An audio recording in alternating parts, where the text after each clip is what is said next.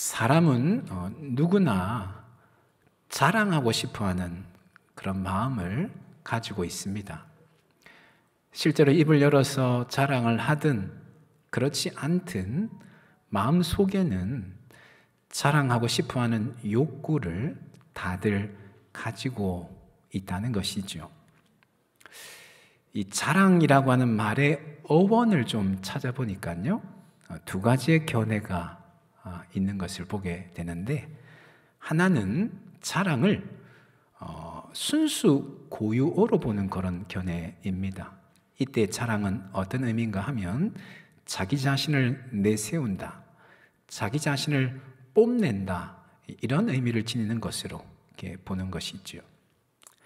다른 하나의 견해는 이 자랑이라고 하는 단어가 한자어에서 유래했다라고 보는 견해인데요, 이 자랑할 때 자자는 스스로 자자이고 랑자는 넘쳐 흐르다, 그런 의미의 랑입니다. 그러게 자랑은 자기 자신이 넘쳐 흐른다, 그런 의미인 것이죠. 이 두 가지 견해 중에 순수 고유어다라고 하는 견해가 훨씬 더 많은 지지를 받습니다만, 우리가 이 두 가지 견해의 공통점을 하나 발견할 수 있습니다. 그것은 뭐냐 하면 자랑의 중심에 누가 놓여 있는고 하니까 바로 내가 놓여 있다라고 하는 것이죠. 나를 내세우고 나를 뽐내는 것, 그래서 나 자신이 흘러 넘치는 것, 그것이 바로 자랑이다라고 하는 것이지요. 우리 자신이 자랑하는 것만 봐도 이 사실을 우리가 잘 알 수 있습니다. 여러분, 우리는 어떤 것을 자랑을 합니까? 나와 관계된, 관련 있는 것을 자랑하기 마련이죠. 조금이라도 무언가 나하고 연관되어 있어야지만 그것을 자랑합니다. 대한민국 국민이라면 아마 거의 모든 사람들이 손흥민 선수를 자랑스럽게 여길 것입니다. 그렇다고 해서 손흥민 선수와 인척 관계도 아니고 같은 출신지도 아니고, 물론 그런 분들도 있겠지만 대부분은 같은 출신지도 아니고 한 번이라도 직접 만난 적도 없지만 모두가 다 손흥민 선수를 자랑스럽게 여깁니다. 왜 그런가 하면 나와 같은 국적을 가지고 있기 때문에, 그 조그마한 끈 때문에 자랑스럽게 여기는 것이죠. 손흥민 선수보다 더 축구를 잘하는 것으로 여겨지는 메시라고 하는 선수나 호나우두, 이런 선수에 대해서 우리는 결코 자랑스럽게 여기지 않습니다. 그런 것처럼 자랑의 중심에는 바로 내가 놓여 있다라고 하는 것이죠.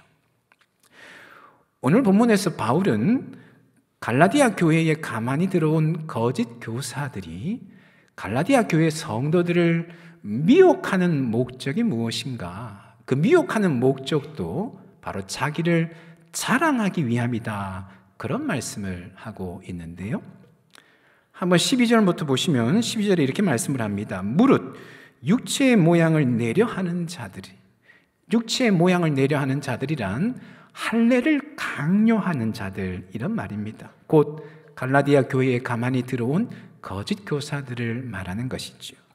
그들이 억지로 너희에게 할례를 받게 함은, 이들 거짓 교사들은 그런 주장을 했었다고 계속해서 말씀을 드렸죠. 구원받기 위해서는 믿음만이 아니라 율법도 지켜야 된다 주장을 했다는 것이죠. 그래서 그들이 갈라디아 교회 성도들에게 율법의 대표적인 항목인 할례를 받도록 했다는 것입니다. 그리고 그렇게 한 목적이 무엇인가? 그 뒤에 계속해서 이렇게 말씀을 하죠. 그들이, 거짓 교사들이 그리스도의 십자가로 말미암아 박해를 면하려 한 뿐이라, 이런 말씀을 합니다. 이들 거짓 교사들은 정통 유대주의자들이 아니었습니다. 정통 유대주의자들은 뭐라고 주장을 하냐면 구원받기 위해서는 오직 율법을 지켜야 된다, 이런 주장을 했는데, 거짓 교사들은 율법뿐 아니라 믿음도 인정했던 것이죠. 그래서 그것 때문에 정통 유대주의자들로부터 공격을 받을 수 있었습니다. 그것을 면하기 위해서 갈라디아 교회 성도들에게 할례를 받게 하는 것이다. 그런 말씀을 하고 있는 것이죠. 13절에 가면 더 적극적인 목적이 있었다라고 말씀을 하고 있는데 13절에 이렇게 말씀을 합니다. 할례를 받은 그들이라도 거짓 교사들이라도 스스로 율법은 지키지 아니하고 너희에게 할례를 받게 하는 것은, 거짓 교사들이 갈라디아 교회 성도들로 하여금 할례를 받게 한 목적, 또 다른 목적, 적극적인 목적이 있는데 그것이 무엇인가 하면 그 뒤에 보니까 그들이 너희의 육체로 뭐 하려 함이라? 자랑하려 함이라, 이런 말씀을 합니다. 갈라디아 교회 성도들이 할례를 받게 한 것을 자랑스럽게 여기기 위함이다, 그런 말씀을 합니다. 여기서 이 자랑은 단순히 뻐기는 정도가 아닙니다. 자기의 성과가 이 정도 되었으니까 그것을 막 자랑하는, 드러내려고 하는 그런 소위 말해서 뻐기는 정도가 아니라 삶의 근거로 내세운다라고 하는 그런 자랑입니다. 다시 말하면 육체적인 가치를 구원의 조건으로 내세운다는 것이죠. 그러기에 거짓 교사들은 자기 자신들뿐만 아니라 갈라디아 교회 성도들이 할례 받은 것까지 자랑스럽게 여기고 있다, 그런 이야기를 하고 있는 것이죠. 결국 갈라디아 교회에 가만히 들어온 이 거짓 교사들의 궁극적인 목적은 무엇인고 하니까 그것은 바로 내가 내 삶의 주인 되도록 하는 것, 그것이 그들의 궁극적인 목적이 되는 것이죠. 왜냐하면 앞에서 그런 말씀을 드렸습니다. 자랑의 중심에는 바로 내가 있기 때문에 그렇다라고 말씀을 드렸습니다. 나를 내세우고 나를 뽐내는 것이 자랑이기에 자기를 자랑하기 위해서 자랑하려는 거짓 교사들의 궁극적인 목적이 무엇인가 하면 바로 내가 내 삶의 주인이다라고 하는 것을 자신도 그렇게 여기고 갈라디아 교회 성도들도 그렇게 여기도록 하는 것, 그것이 그들의 궁극적인 목적이라는 것이지요. 사실 이것은 세상의 모든 종교가 지니고 있는 목적이다라고 말을 해도 과언이 아닙니다. 세상의 모든 종교 또한 결국 추구하는 것이 무엇인가? 내가 내 삶의 주인 되는 것, 내가 내 삶의 중심 되는 것이다 라고 하는 것이죠. 왜 그런가 하면 그들은, 세상의 모든 종교는 오늘 본문에 등장하는 거짓 교사들처럼 구원받기 위해서는 반드시 인간의 노력이 필요하다라고 말하기 때문에 그렇습니다. 여러분, 불교는 어떻습니까? 불교는 해탈하기 위해서, 우리식으로 말하면 구원받기 위해서, 구원을 이루기 위해서 반드시 행해야 되는 것이 있는데 수행을 해야 되고 계율을 준수해야 된다고 이야기를 하죠. 이슬람교는 알라의 심판을 통과하기 위해서 선행을 쌓아야 된다고 가르칩니다. 유교는 또 어떻습니까? 유교는 덕을 쌓아서 이상적인 인간이 되어야 된다, 그렇게 가르칩니다. 세상의 모든 종교가 구원받기 위해서는 반드시 인간의 노력이 필요하다, 그렇게 가르친다는 것이죠. 그것은 결국 세상의 모든 종교 근저에 무엇이 담겨 있냐면 자기 자랑의 욕구가 담겨져 있는 것이죠. 내 노력으로 구원을 이루는 것이기 때문에 그것은 그 밑바닥에 자기 자랑의 욕구가 담겨 있는 것이고, 그것은 다시금 바꾸어 말하면 내가 내 삶의 주인 되는 것, 그것을 목적으로 하고 있다라고 하는 것이죠. 그러나 복음은 그렇지 않다는 것입니다. 복음은 결코 내가 내 삶의 주인 되는 것, 그것을 목적으로 하지 않는다는 것입니다. 14절 말씀에 이렇게 말씀을 하죠.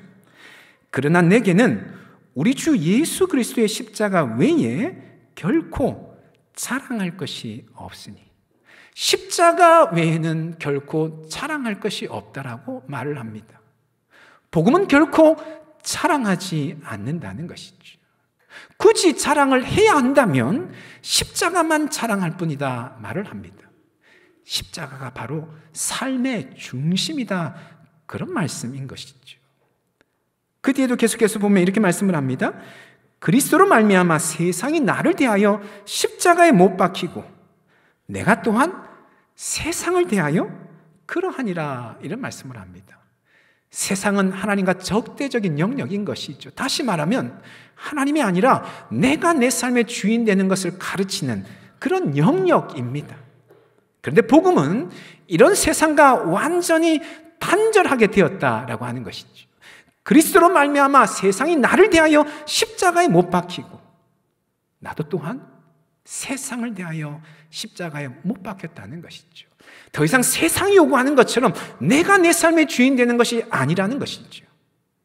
하나님이 내 삶의 주인이다 라고 그렇게 말을 하고 있는 것이죠. 결국 복음의 핵심은 주인이 바뀌는 것입니다. 주인이 바뀌는 것이 복음의 핵심입니다. 이전에는 내 삶의 주인이 나였습니다. 그러나 이제는 더 이상 내가 내 삶의 주인이 아니라 하나님이 내 삶의 주인 되는 것, 그것이 복음의 핵심인 것이지.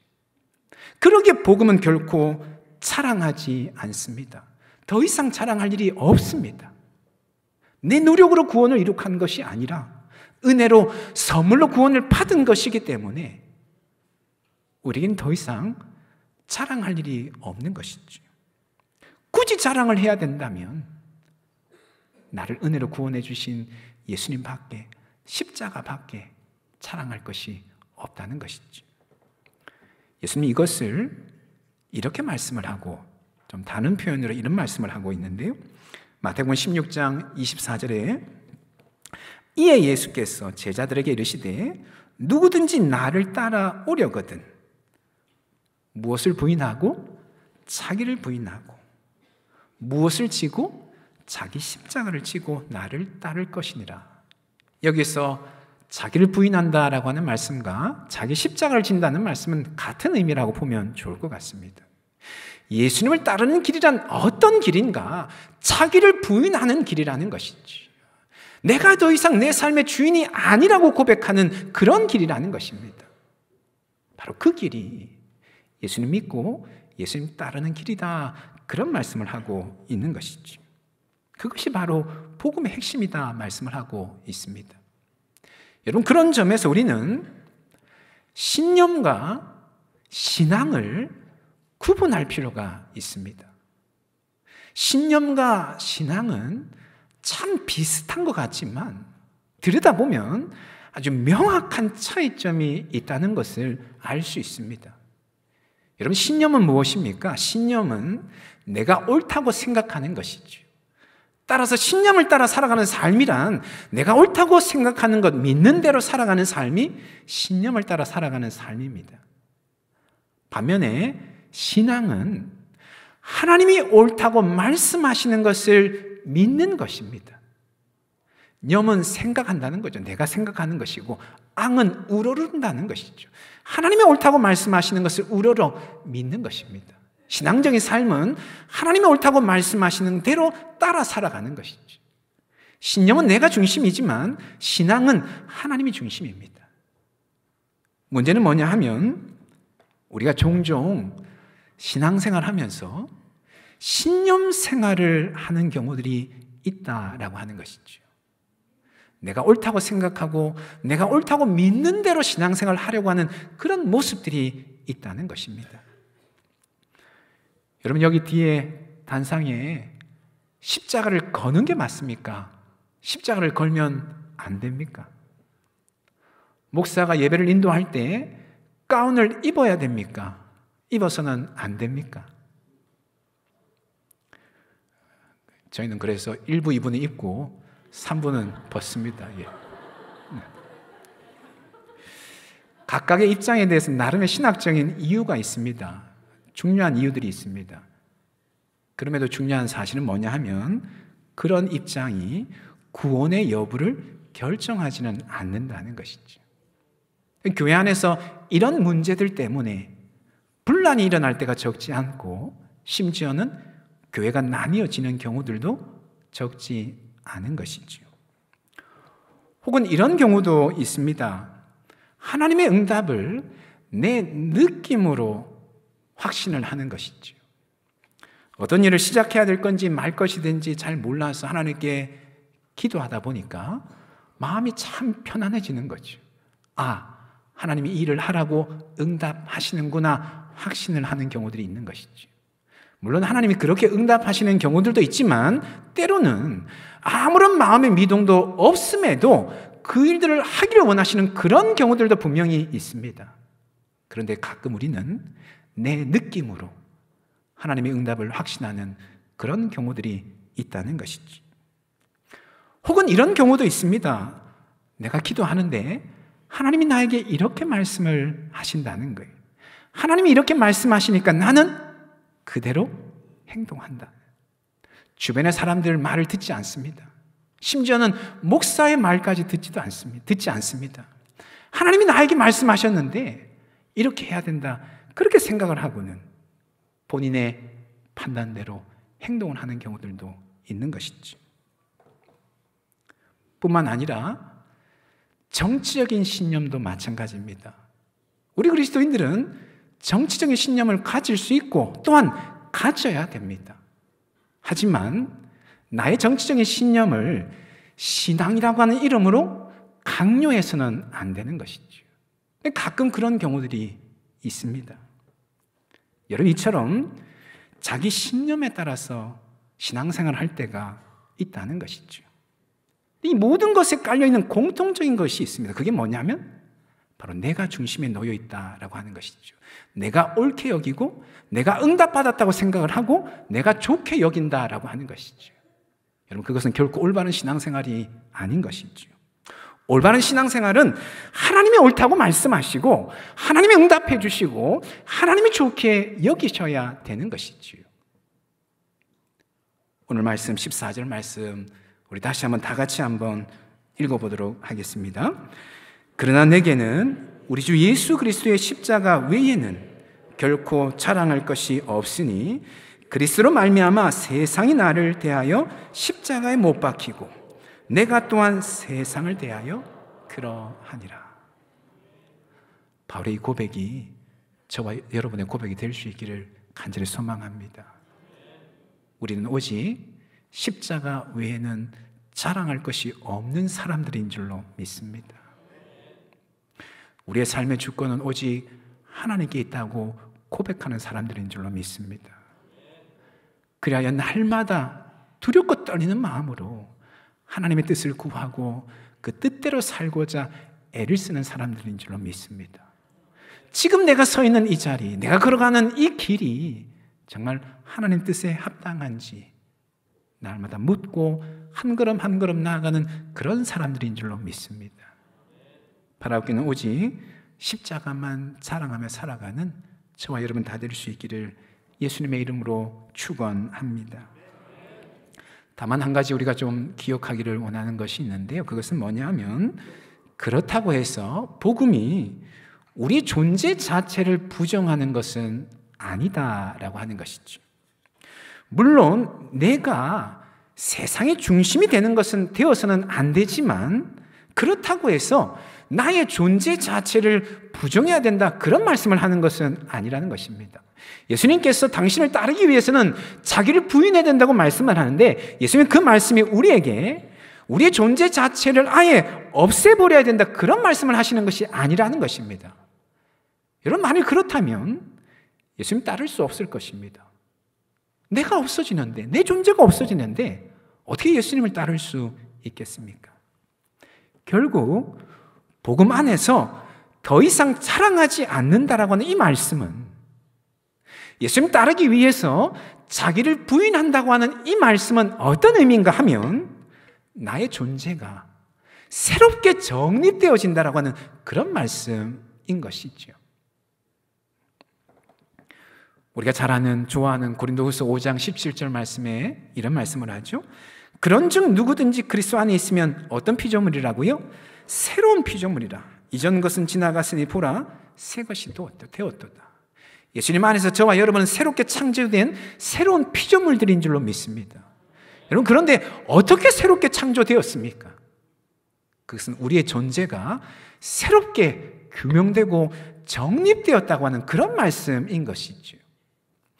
오늘 본문에서도 15절에 보니까 동일한 말씀을 하고 있습니다. 본문 15절에 보면 할례나 무할례가 아무것도 아니로되 오직 새로 지으심을 받는 것만이 중요하니라. 그리스도 안에서 우리 존재가 새롭게 정립되어지는 것, 그것이 중요하다는 것이죠.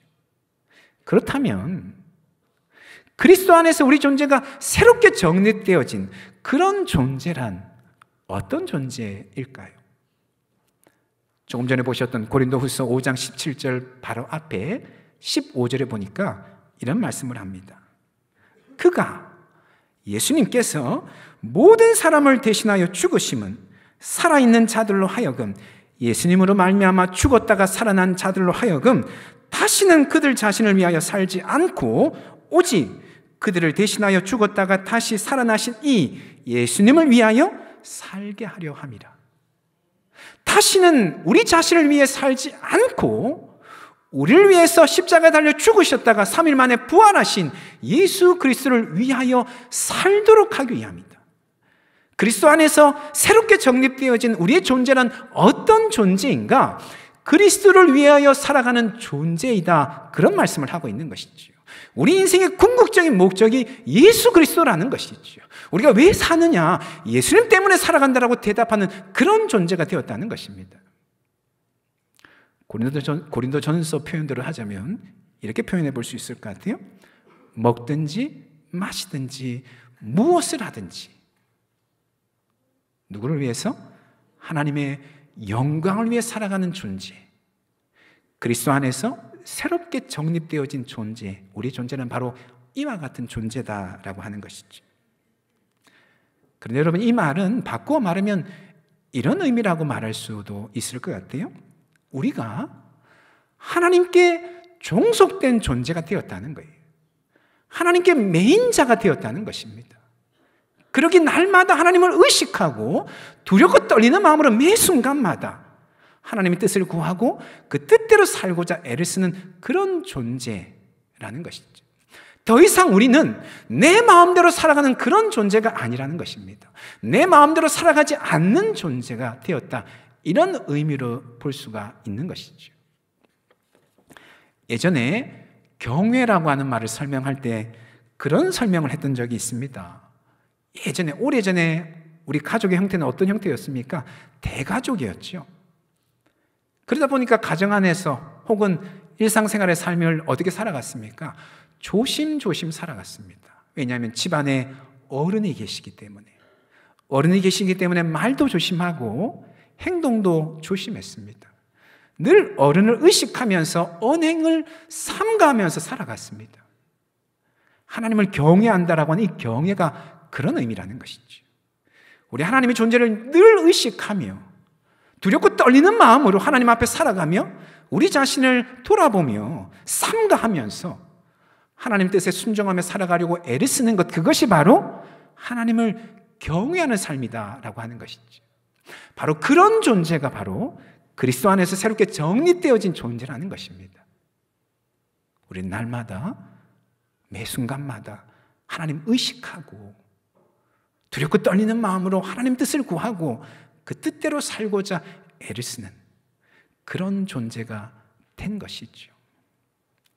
그런데 여러분, 우리가 살아가는 이 세대는 어떤 세대입니까? 이 세대는 두려움을 모르는 세대입니다. 두려운 것이 없는 세대입니다. 그래서 내가 하고 싶은 대로 말하고 내가 하고 싶은 대로 행동하고 내가 하고 싶은 대로 살아가는 그런 세대입니다. 당연히 이 세대 안에서는 반성이나 성찰이 없습니다. 두려운 존재가 없으니까 반성하거나 성찰할 필요를 느끼지를 못하는 것이죠. 두려워하는 대상이 있다면 내 행동이, 내 삶이 잘못되지는 않았는가 돌아보려고 하는 성찰과 반성을 하게 되는데, 두려워하는 존재가 없으니까 반성과 성찰의 필요성을 느끼지를 못하는 거죠. 우리는 이런 세대를 살아가고 있습니다.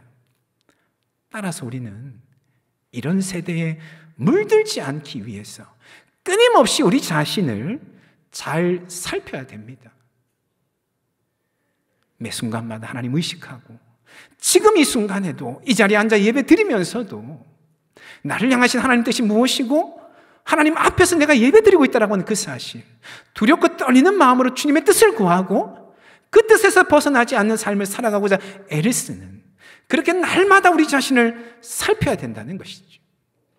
뿐만 아니라 지금 이 세대는 마치 고삐 풀린 망아지처럼 하나님 없는 삶을 살아가는데, 그런 삶이 참된 자유를 누리거나 행복을 누리는 삶이 아니라 오히려 불행한 삶이다라고 하는 것을 우리가 보여줄 수 있어야 되는 것이지.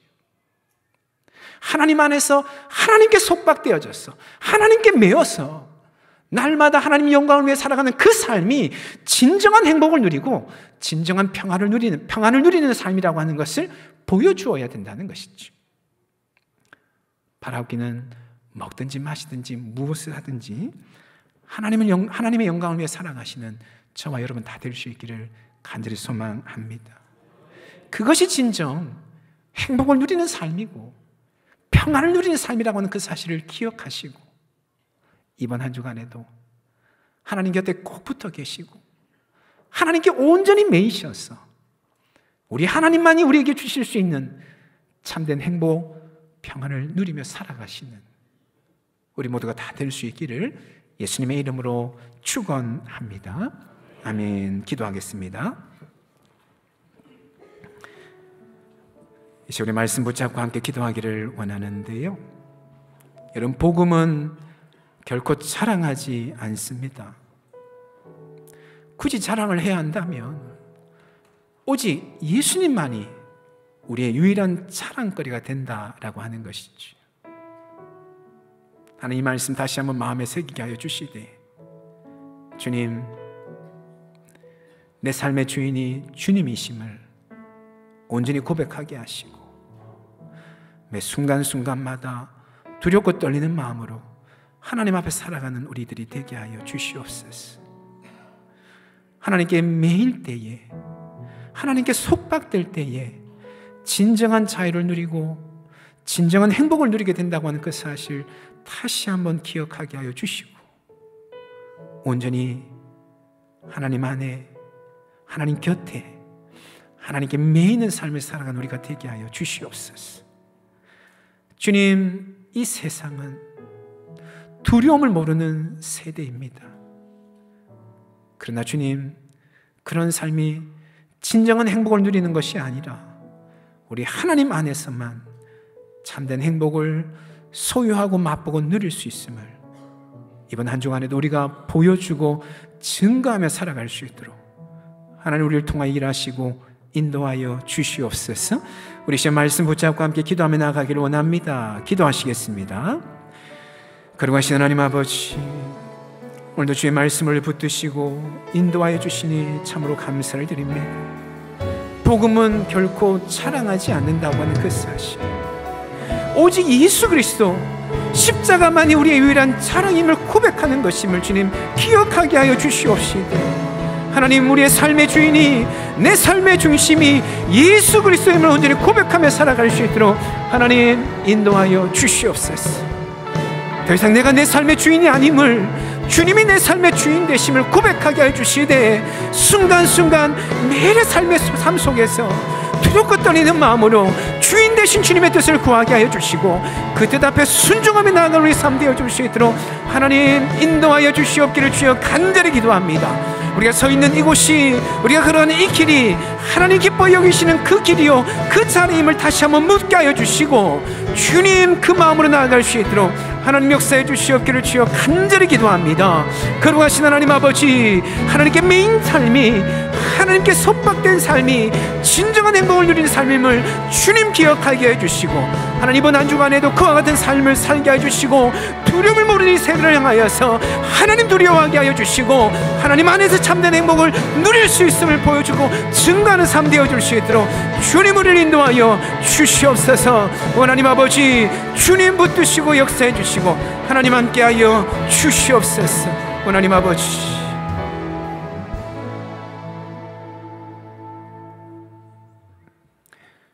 거룩하신 하나님, 복음은 결코 자랑하지 않는다고 하는 이 말씀, 굳이 자랑해야 한다면 예수님만이 우리의 유일한 자랑임을 고백하는 것임을 다시 한번 우리의 마음에 분명히 새겨지게 하여 주시옵소서.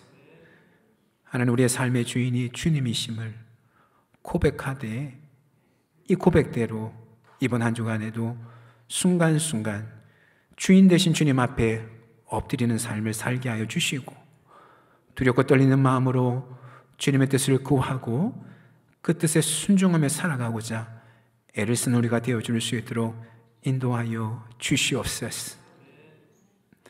진정한 행복을 누리는 길은 주님 곁에 머물러 있고 주님께 매이고 주님께 속박된 삶임을 기억하게 하여 주시되, 두려움을 모르는 이 세대를 향하여 하나님이 진짜 두려워해야 될 대상임을 우리가 증거하게 하여 주시고, 하나님을 두려워하며 살 때에 진정한 행복을 누릴 수 있다라고 하는 것을 보여주는 이 한 주간의 삶이 되어줄 수 있도록 하나님 우리를 인도하여 주시옵소서. 그렇게 하신 하나님께 모든 것 맡겨드리며 예수님의 이름으로 기도합니다. 아멘.